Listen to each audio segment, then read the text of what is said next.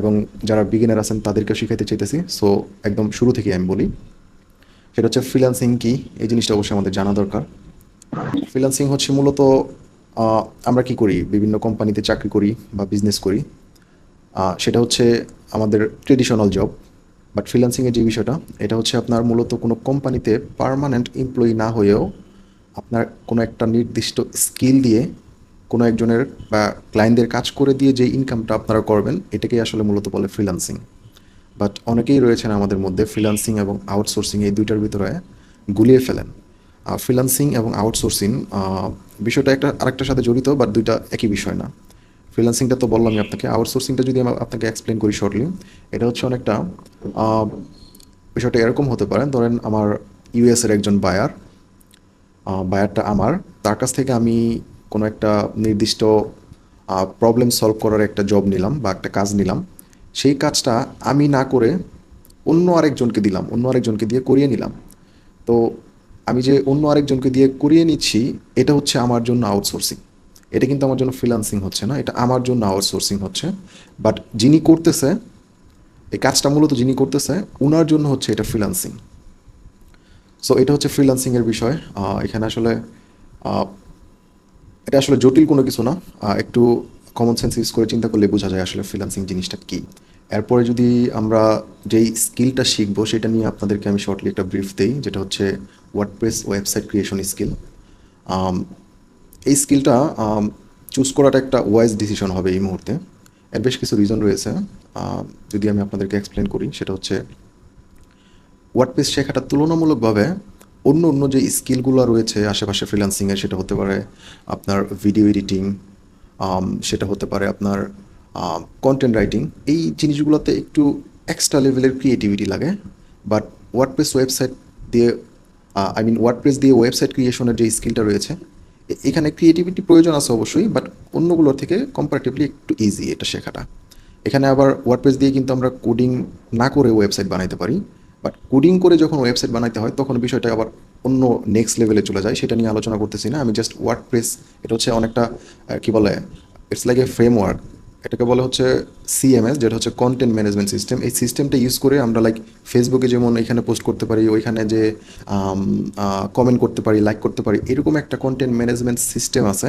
সেই সিস্টেমটা ইউজ করে, এবং সিস্টেমের ভিতরে কিছু প্লাগ ইন পাওয়া যায়, এটাকে বলা হচ্ছে লাইক অনেকটা অ্যারনের মতন। এই প্লাগ ইন ইউজ করে আমরা ড্রাগ অ্যান্ড ড্রপ, খুবই easy drug and drop system use করে আমরা খুব সহজে ওয়েবসাইট তৈরি করতে পারি।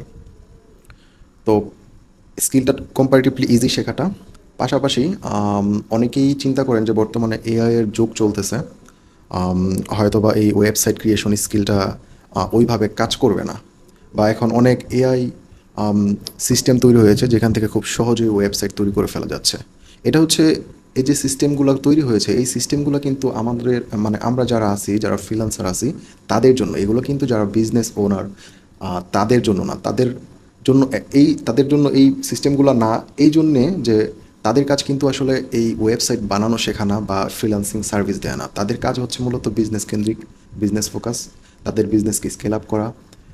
তাদের ক্যাটাগরিটা আলাদা, তাদের কাজ ওয়েবসাইট বানানো না। সো অনেকেই আপনারা যারা আছেন হয়তো বা অনলাইনে শুনে থাকবেন যে এআই আসার পরে আসলে এই স্কিলগুলা তেমন একটা প্রফিটেবল না, এখানে আসলে কাজ শিখে খুব বেশি একটা বেনিফিটেড হওয়া যায় না। এটা আসলে সম্পূর্ণ ভুল ধারণা। পৃথিবী যতদিন থাকবে নতুন নতুন বিজনেস তৈরি হবে, এবং প্রতিটা বিজনেসেরই অনলাইনে প্রেজেন্স দরকার আছে, মার্কেটিংয়ের দরকার আছে তাদের বিজনেসের পরিচিতি বাড়ানোর জন্য। সো যেহেতু নতুন নতুন বিজনেস তৈরি হচ্ছে, তাদের ওয়েবসাইট লাগবে, এবং সেই ওয়েবসাইটগুলো তৈরি করার জন্য কোনো না কোনো আমাদের মতন ফ্রিল্যান্সার রয়েছে, তাদেরকে দিয়েই ওয়েবসাইটগুলো তৈরি হবে, এবং ব্যবসায়িক যারা ব্যবসায়ী রয়েছে তারা আমাদের মতন ফ্রিল্যান্সারদেরকেই হায়ার করবে। সো ডেফিনেটলি এই ওয়ার্ডপ্রেস দিয়ে ওয়েবসাইট ক্রিয়েশন স্কিল শেখাটা আপনার জন্য একটা গুড চয়েস। আপনারা যারা জয়েন করেছেন তারা একটা ওয়েস ডিসিশন নিয়েছেন। এবং আরেকটি যদি বলি, আমরা তো শুরু থেকে একদম শেষ পর্যন্ত যেটা বললাম, একদম ওয়েবসাইট কিভাবে তৈরি করতে হয় সেটা থেকে শুরু করে সেই ওয়েবসাইটের ভেতরে যত কিছু আছে সব কিছু কীভাবে কীভাবে ম্যানেজ করতে হয় সেটা শিখবো। এবং আপনার এই স্কিলটা তৈরি হওয়ার পরে এটাকে কিভাবে ক্লায়েন্টদের কাছে পৌঁছানো যায়। ধরুন আপনি একটা স্কিল শিখছেন, আপনি খুবই এক্সপার্ট, বাট এই স্কিলটাকে আপনি আসলে ক্লায়েন্টদের কাছে পৌঁছাতে পারছেন না বা শো করতে পারছেন না, তাহলে কিন্তু আলটিমেটলি আপনার স্কিলের কোনো ভ্যালুই নেই। আপনি কোনো আর্নিং করতে পারবেন না। সো আমি যদি আরেকটু বিস্তারিত বলার চেষ্টা করি যে আমরা এই শর্ট কোর্সটাতে কী কী শিখবো, সেটা হচ্ছে আজকের ক্লাসে তো আমাদের ইন্ট্রোডাকশন চলতেছে, আম, একদম সিম্পল কথাবার্তা জাস্ট বোঝানোর জন্য আপনাদেরকে। এবং নেক্সট ক্লাসে আমরা যেটা দেখবো সেটা হচ্ছে একটা ওয়েবসাইট তৈরি করার জন্য কিন্তু আমাদের বেশ কিছু সিস্টেম ইউজ করতে হয়। সেই সিস্টেমগুলো আমাদেরকে প্রিপেয়ার করে নিতে হয় প্রথমেই। তো এর মধ্যে হচ্ছে প্রথমেই আমাদের যেই জিনিসগুলো লাগে সেগুলো হচ্ছে একটা ডোমেন লাগে। ডোমেন হচ্ছে আম, প্রতিটা বিজনেসেরই একটা ডোমেন থাকে, like it's like a universal name. এটা একটা নাম যেটা একদমই ইউনিক হয়।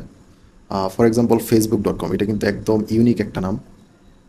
এই নামটা কিন্তু অন্য কারো নাই, যেহেতু মার্ক জোকারবার্গ এই সোশ্যাল মিডিয়া বিজনেস করতেছে, এই Facebook.com-এর ওনার সে। এবং যে কেউ Facebook.com লিখে সার্চ করলে কিন্তু এই সোশ্যাল মিডিয়াতে আসতে পারতেছে এবং ইউজ করতে পারতেছে। সিমিলারলি এটা যদি কোনো একটা বিজনেস হইতো, ফর এক্সাম্পল এটা একটা আহ, কি বলা চলে, ধরেন হোম রিমডেলিং বা হোম ক্লিনিং সার্ভিস যদি একটা বিজনেস হয়ে থাকে, সেই হোম ক্লিনিং বিজনেসের কিন্তু একটা নাম আছে, প্রতিষ্ঠানের একটা নাম আছে। সেই প্রতিষ্ঠানের নামটাকে আমরা মূলত যদি নর্মালি চিন্তা করি, এটা একটা ডোমেইন। এবং এই ডোমেইনটা যখন আমরা অনলাইনে ইউজ করে, বা এই নামটাকে আমরা যখন অনলাইনে ইউজ করে কাউকে সার্চ করি, তখন হয়ে যায় এটা একটা ডোমেইন। তো আমরা এই ডোমেইন কীভাবে কিনতে হয়, রেজিস্ট্রেশন করতে হয় সেটা দেখব। এরপর হচ্ছে আমরা যখন একটা ওয়েবসাইট বানাই, সেই ওয়েবসাইটটাকে আমরা যদি মোবাইলকে চিন্তা করি, আমাদের মোবাইলে বিভিন্ন ফটোস, বিভিন্ন ভিডিওস বা বিভিন্ন ডকুমেন্ট ফাইল টাইল আমরা কী করি, আমাদের মোবাইলে রাখি। তো এই মোবাইল তো আসলে এমনিতেই রাখা যায় না, মোবাইলে একটা স্পেস থাকা লাগে, যেটাকে আমরা নর্মালি চিন্তা করতে পারি একটা মেমোরি কার্ডের মতন। তো এই ওয়েবসাইটের জন্য আমাদের আসলে একটা ভার্চুয়াল মেমোরি কার্ডের প্রয়োজন হয়, যেখানে আমরা ওয়েবসাইটের ভিডিও, ইমেজ, টেক্সট ইত্যাদি বিভিন্ন ডকুমেন্ট ওখানে রাখি। তো এটাকে আমাদের এই ইন্টারনেটের ভাষায় বলা হচ্ছে হোস্টিং। তো আমরা ডোমেইন রেজিস্ট্রেশন রেজিস্ট্রেশন করাটা শিখবো, তারপরে হোস্টিং রেজিস্ট্রেশন করাটা শিখবো, এবং এই ডোমেইনটাকে কীভাবে হোস্টিংয়ের সাথে কানেক্ট করতে হয় সেটা শিখবো। এবং এরপরে এই ডোমেইন হোস্টিংয়ের আন্ডারে আমরা এই যে আমাদের কন্টেন্ট ম্যানেজমেন্ট সিস্টেম যেটা বললাম, ওয়ার্ডপ্রেস, এই ওয়ার্ডপ্রেসটা কীভাবে ইনস্টল করতে হয়, সেট আপ করতে হয়, এবং সেট আপ করে তারপরে আমাদের ওয়েবসাইট ক্রিয়েশন জার্নিটা শুরু করতে হয়। এই জিনিসটা হচ্ছে আমরা নেক্সট ক্লাসে দেখার চেষ্টা করবো, সেটা হচ্ছে ক্লাস 2। এবং এরপর হচ্ছে ক্লাস 3, যেখানে আমরা ওয়ার্ডপ্রেস তো অলরেডি সেট আপ হয়ে গেল। এই ক্লাস 3-তে আমরা দেখার চেষ্টা করব এই কন্টেন্ট ম্যানেজমেন্ট সিস্টেমটা কীভাবে ইউজ করতে হয়। সেখানে বিভিন্ন ধরনের আমাদের, লাইক আমরা আপনাদের মোবাইলে হয়তো বা দেখেছেন, আমরা মোবাইলের থিম ইউজ করি বা ওয়ালপেপার চেঞ্জ করি। আমাদের মোবাইলের আইকনগুলো যে এক এক সময় আমরা এক এক রকম করতে পারি, এটাকে কি বলে, মোবাইলের থিম। সিমিলারলি একটা ওয়েবসাইট বানাইতে গেলে আমরা এটা যখন ওয়ার্ডপ্রেস দিয়ে বানাবো, তখন এরকম বিভিন্ন রেডিমেড থিম আমরা ইউজ করতে পারি ওয়েবসাইট ক্রিয়েট করার জন্য। তো এই থিম, এরপর আমরা মোবাইলে বিভিন্ন অ্যাপস ইনস্টল করি। সিমিলারলি ওয়েবসাইটের ক্ষেত্রে এটা হচ্ছে প্লাগ ইন। এই থিম, প্লাগ ইন এগুলো ইনস্টল করা শিখবো। এবং এগুলো ইনস্টল করার ক্ষেত্রে আমরা যেই সিএমএসটা ইউজ করবো, অর্থাৎ ওয়ার্ডপ্রেস, এই ওয়ার্ডপ্রেসের ভিতরে বিভিন্ন ধরনের অপশন থাকে, theme, plug in, appearance, settings, আরও বিভিন্ন পারমালিংসের ব্যাপার স্যাপার আছে। এই জিনিসগুলো, খুঁটিনাটি যে বিষয়গুলো আছে, এগুলা কিভাবে ইউজ করতে হয়, এই বেসিক ফিচারগুলো শিখবো। এগুলো দেখলে আপনাদের কাছে অ্যামেজিং লাগবে অ্যাকচুয়ালি। যখন আমরা জিনিসগুলো এক্সপ্লোর করার ট্রাই করবো, তখন আপনাদের কাছে ভালো লাগবে।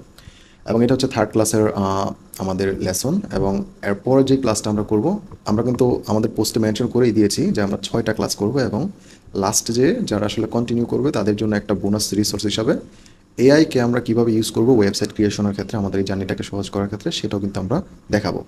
তো আমরা আলোচনা করলাম থার্ড ক্লাসের। এবং ফোর্থ ক্লাস থেকে যে হচ্ছে আমাদের আসলে মেইন যেই টপিক, অ্যাকচুয়ালি আমরা যেটা করব ক্লায়েন্টদের জন্য সবসময়, বিভিন্ন সময় বিভিন্ন ধরনের রিকোয়ারমেন্ট আসবে। কারো লাগতে পারে বিজনেস ওয়েবসাইট, এটা হতে পারে আপনার স্ট্যাটিক ওয়েবসাইট। ফর এক্সাম্পল, আপনি কেউ একজন সার্ভিস প্রদান করে, ফর এক্সাম্পল সেলুন, বা ফর এক্সাম্পল একজন ডক্টর, বা হতে পারে কোনো একটা স্কুলের জন্য।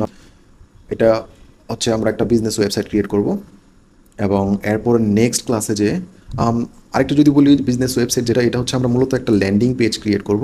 সেখানে কোনো একটা কোম্পানির ইনফরমেশন থাকবে, একটা হিরো সেকশন থাকবে, অ্যাবাউট সেকশন থাকবে, ওই কোম্পানি কী কী সার্ভিস দেয় সেই বিষয়গুলো মেনশন করা থাকবে। কোম্পানির জন্য যদি কোনো ক্লায়েন্ট টেস্টিমোনিয়াল থাকে, সেই ক্লায়েন্ট টেস্টিমোনিয়ালটা থাকবে।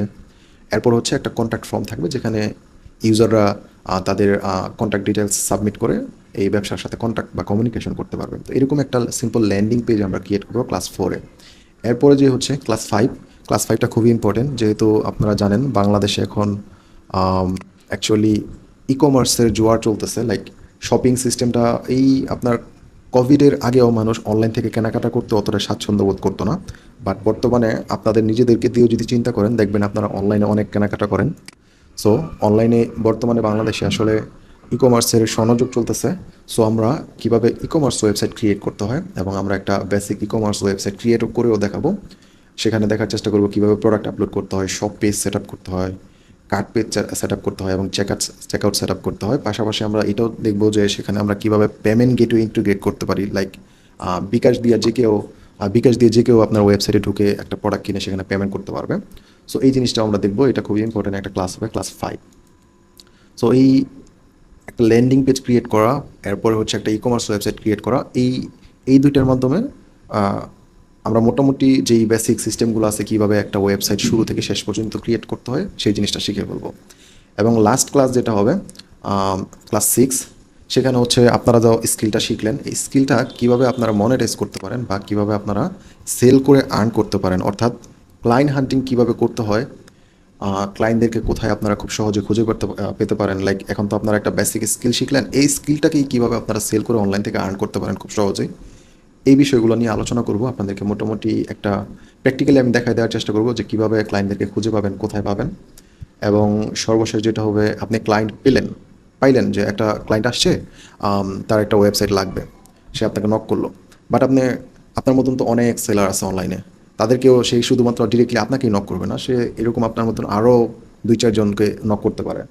বাট সে আপনাকে নক করার পরে আপনারা দিয়েই যেন কাজটা করায়, এই যে ডিলিং একটা প্রসেস, আপনি ক্লায়েন্টের সাথে কমিউনিকেট করবেন কীভাবে আসলে কমিউনিকেট করলে ক্লায়েন্টদেরকে ইমপ্রেস করা যায়, এই ডিলিং প্রসেসটাও আমি হচ্ছে ক্লাস 6-এ আপনাদেরকে দেখানোর চেষ্টা করব।